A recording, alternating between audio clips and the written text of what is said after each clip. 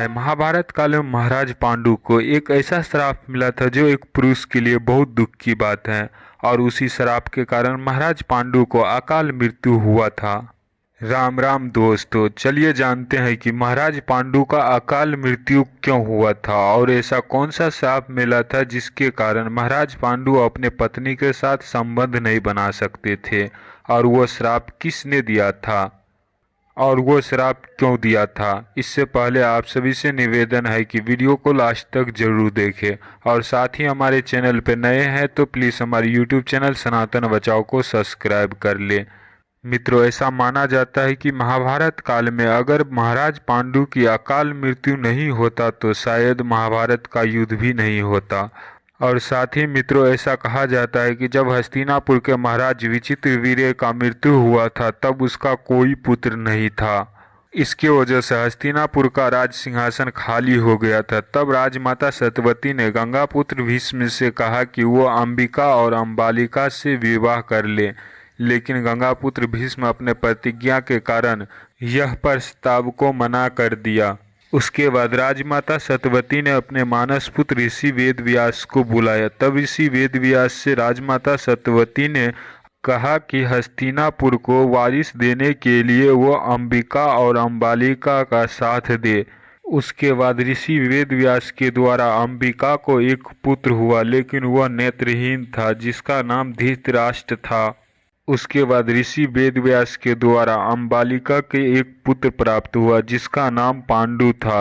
मित्रों, जब दोनों राजकुमार बड़े हुए तब धृतराष्ट्र को नेत्रहीन होने के कारण उसे राजा नहीं बनाया गया। उनके जगह राजकुमार पांडु को राजा बनाया गया, और उनके कुछ समय बाद राजकुमार पांडु का विवाह राजकुमारी कुंती और माद्री से हुआ। विवाह के कुछ दिन बाद महाराज पांडु अपने दोनों पत्नी के साथ शिकार पर निकले।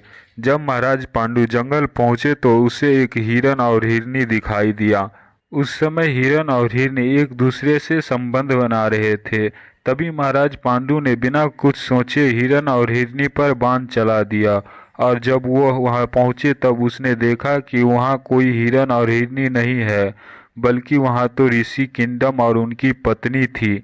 तभी ऋषि किंडम ने महाराज पांडु से कहा कि हे राजन, तुम जैसे पापी मनुष्य कोई नहीं है। तुमने मुझे संबंध बनाते हुए मारा है, इसलिए मैं तुझे श्राप देता हूँ कि तुम भी अपनी पत्नी के साथ जब भी संबंध बनाओगे उसी वक्त तुम्हारा मृत्यु हो जाएगा। तब महाराज पांडु ने ऋषि किंडम से क्षमा मांगा, लेकिन तब तक बहुत देर हो चुका था, क्योंकि ऋषि किंडम ने महाराज पांडु को श्राप दे दिया था। उसके बाद महाराज पांडु वहां से आकर सारी घटना अपने पत्नी कुंती और माद्री से बताया। और उसके कुछ समय बाद वन में ही एक नदी के किनारे महाराज पांडु अपने छोटी पत्नी माद्री के साथ बैठे थे, और उस समय मौसम बहुत ही सुंदर और मनमोहक थे। उसी वक्त हवा से माद्री का वस्त्र गिर गया, और जब महाराज पांडु ने यह देखा तो और उनके मन में काम भावना उत्पन्न हो गया, और वो अपना श्राप भूलकर काम वासना में लीन होने लगा, और उसी वक्त महाराज पांडु का मृत्यु हो गया। उसके बाद महारानी माद्री ने अपने आप को अपने पति की मृत्यु का कारण समझकर खुद का प्राण त्याग दिए। मित्रों, आशा है कि वीडियो आप लोगों को अच्छा लगा होगा। वीडियो अच्छा लगे तो वीडियो को लाइक और शेयर जरूर कीजिए।